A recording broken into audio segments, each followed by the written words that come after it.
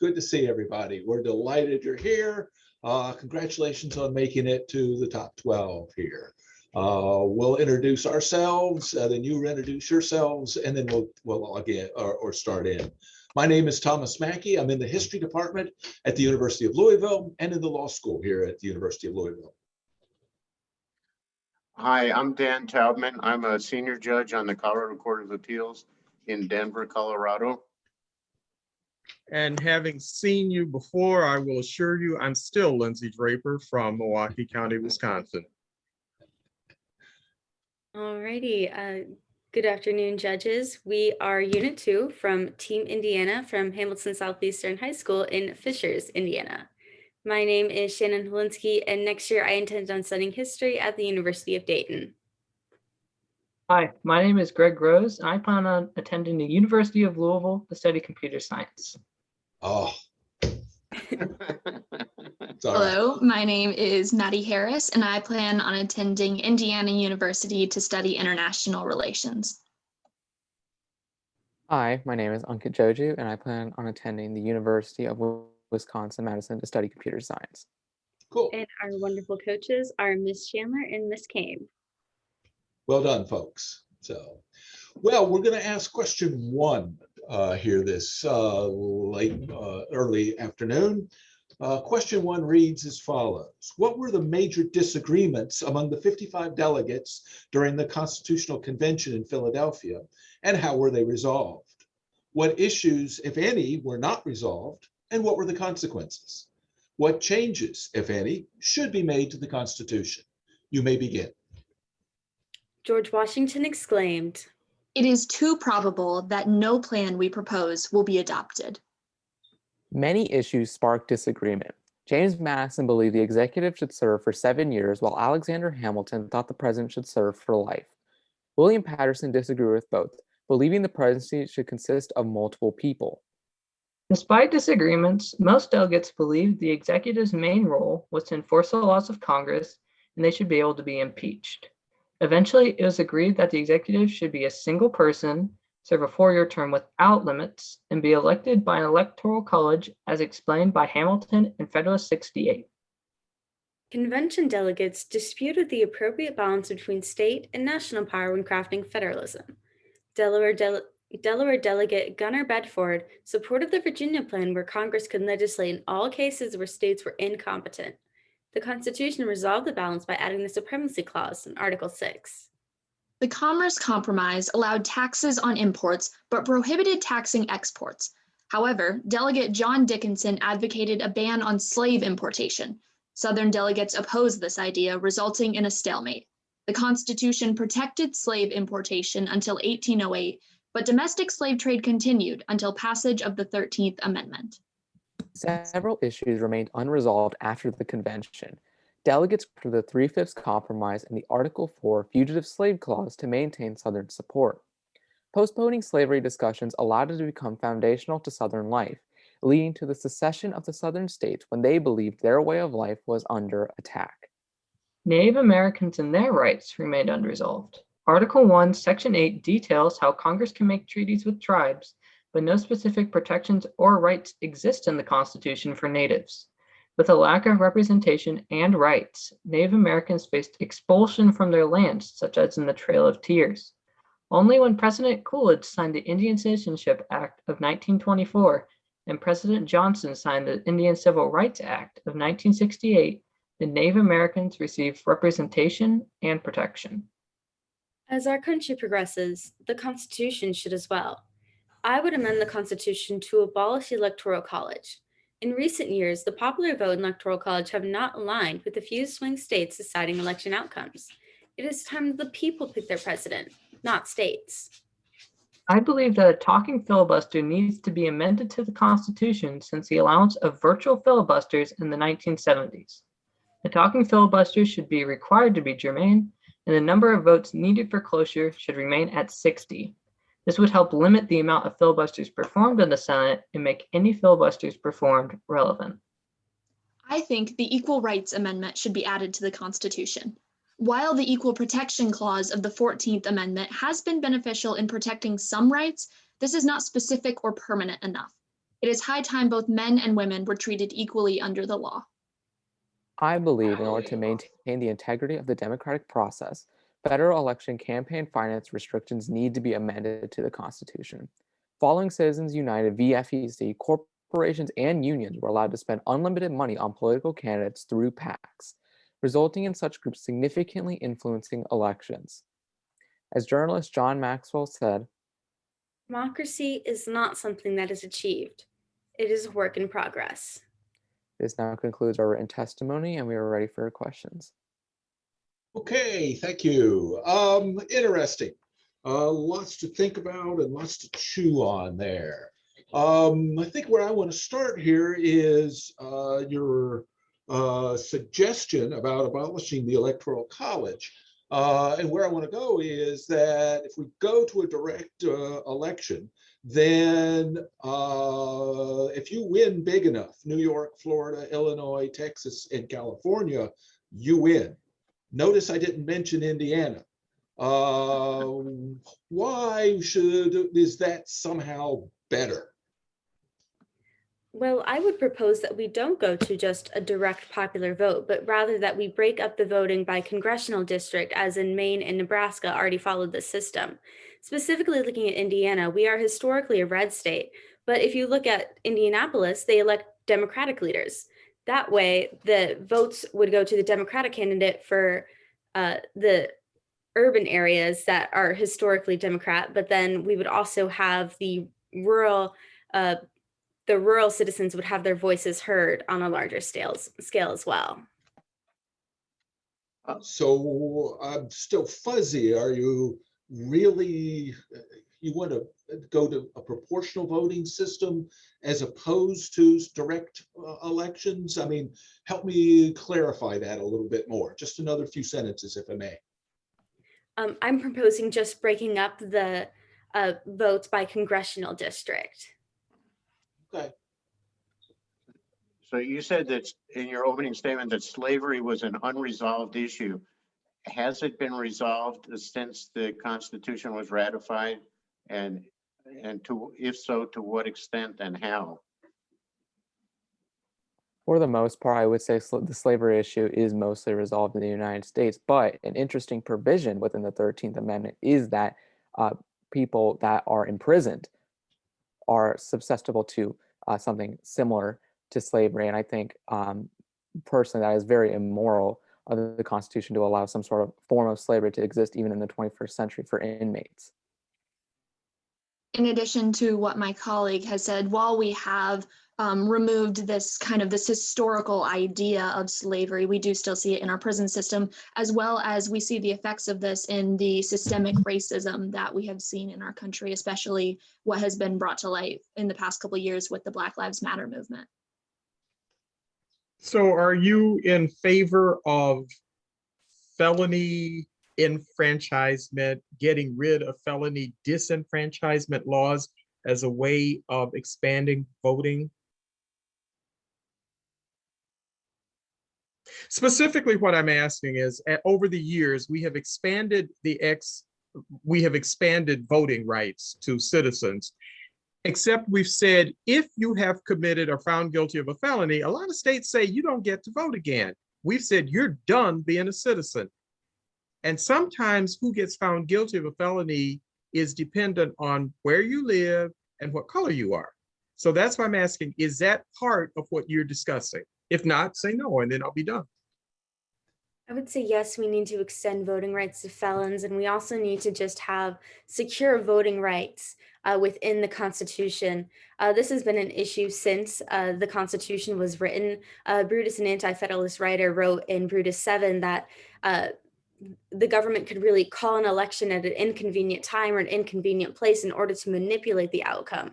So this has been an issue since the start of our country, and it's time to extend voting rights to all citizens. Okay. All right, thank you. Yeah, the anti-federalists were concerned because every new state had a state Bill of Rights, and yet the federal convention did not propose any such device. And in Federalist 85, Alexander Hamilton says, we don't need a federal Bill of Rights. The entire Constitution is a Bill of Rights. How do you respond to that issue, to Hamilton's argument? And what is the relationship, if any, of the Bill of Rights and the Constitution? Help me understand that. I would agree with what Hamilton is saying, because if you define the rights that the government gives you, that opens the door for the government to restrict others that aren't strictly defined in the government. I would like to respectfully disagree with my colleague. In Anti-Federalist number 84, which is actually a rebuttal to that Federalist paper, it states that the necessity of a Bill of Rights is not necessarily that we are giving rights to the people, but it's to limit on what rights the government can encroach upon the people. And it's just to protect the citizenry against the tyranny of government, which is something the Anti-Federalists were strictly against throughout their entire campaign. However, Hamilton did argue, in fact, he stated in Federalist 84, and I quote, "For why declare that things shall be done when there is not be done when there is no power to do so." So essentially, Hamilton was fearing that if we added a Bill of Rights, it opened up possibilities for corruption in our government. You mentioned in your proposals to amend the Constitution that there be a provision for a talking filibuster. I wonder if you could tell us why you think that there should be any filibuster provision at all in the Constitution. Well, the filibuster was first instated because of a rule change in the Senate by Aaron Burr in 1806, and the first one actually happened 30 years later. And it's a protection for minorities in the Senate, though it's not strictly in the Constitution. So I believe that a virtual filibuster that we have now is delaying bills and legislation more than they actually have to be. And then a talking filibuster that's germane would make a filibuster happen less, but it also make it more relevant to what the topic is. So you can't just read the Bible or the Constitution instead of talking about the topic that you're filibustering about. I would agree with my colleague Greg here in that we do need to institute a talking filibuster. A big issue in this country now is that the two parties don't speak to each other, and if they do speak, it's not kindly. And we need to stop the gridlock, and we need to be communicating. We need to be debating these topics and not just shoving these issues under the rug to come up later. So let me tell you that one of the concerns I have about your electoral college revision is that gerrymandered congressional districts says that people really don't get represented appropriately if we give congressional districts control over the electoral votes. Whereas if my vote counts as one vote, then everybody gets to be heard. How do you respond to that?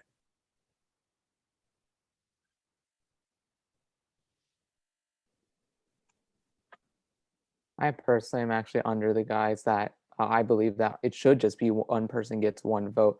Absolutely. I think the problem with the congressional district method that my colleague Shannon proposed is that gerrymandering has not been solved by the Supreme Court and has been currently allowed as it is seen as a partisan issue.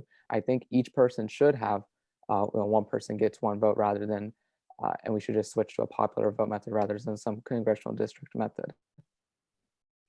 I do agree that gerrymandering is an issue, but I would say that it's a separate issue that needs to be resolved before going into making any changes with congressional voting in the electoral college voting system. Yeah, what's going to I'm sorry. What's no, go ahead. Yeah, I'm sorry, Linda. What's going to force the redistricting? Then I'm not sure how we're going to get there. Are the states going to step up and say, "Oh, Homer Simpson moment. Oh, we were doing that. Oh, we didn't mean that. Really?" Help me understand how you see redistricting actually coming about. I would say there are many issues with representation, and one of the avenues that we can get there is a constitutional convention. We are only 2 states away from calling another constitutional convention, and representation is going to be a big issue debated there if it does come to fruition. I respectfully disagree with my colleague. I propose that we as citizens need to start voting for representatives who are willing to give up that power of gerrymandering to get rid of the supermajorities that are in Indiana and in California and in 35 other states. I would have to agree with my colleague Greg here, and I think it's important to consider that we have the longest lasting written constitution in the world, and it has worked for us. And I think that, I mean, obviously there are issues with every form of government, but what we have is working. And I think that, as you, Mr. Mackey, kind of suggested, there are a lot of questions with any other form of representation or elections that we could propose. And I think it's important to stick with what we have found to work over the past long amount of time. And I think the comeback is work in whose interest, in what ways, to whose advantage. So this is part of the ongoing discussion. I'm out of time, or we're out of time. I wish we had another half hour here, folks. These are big issues. Well done, by the way. I don't want to launch right in. These are big issues. They've been confronting the country since the 18th century to today. They've confounded legislators, senators, congressmen, Supreme Court justices. So of course we asked four high school students to fix these issues for us. But I appreciate your work here, your insights. You clearly understand where you're going and how you wanted to argue. I thought it was a nice job. I think you did a nice job as well. I'd like the attention you paid to the conflicts about the role of the executive at the beginning of your opening statement. I think that was good, and it was well done. And you talked about the issues of the role of the states versus the national government and the Commerce Clause. I think those are all good. I'd like that you mentioned an unresolved issue as rights of Native Americans. We haven't heard that, but I think that's a good issue that you raised. You had some interesting proposed amendments, and of course, a lot of people have talked about abolishing the Electoral College and the Equal Rights Amendment. And I haven't heard people talk about talking filibuster as a constitutional amendment, but that's an interesting idea. That, with regard to the Electoral College, or a discussion involved into gerrymandering, and I would have liked to have heard you say something about the difference between one person, one vote gerrymandering, which the Supreme Court has clearly required, as opposed to political gerrymandering, which the Supreme Court has shied away from and said that's not something we can address.